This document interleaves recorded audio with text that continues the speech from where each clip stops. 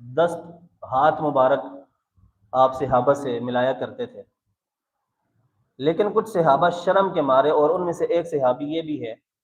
کہ آپ شرم کے مارے، عزت کی خاطر، حضور کی عزت کی خاطر آپ نے اپنے ہاتھوں کو پیچھے کر لیا،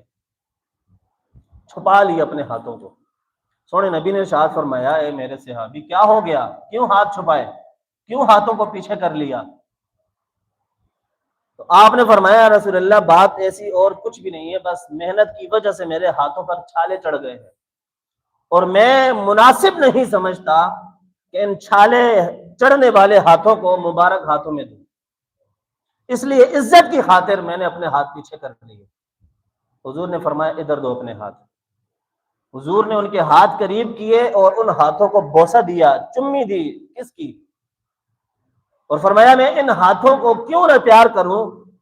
کہ جن ہاتھوں سے اللہ رب العزت پیار کرتا ہے۔ ہم ان ساری بات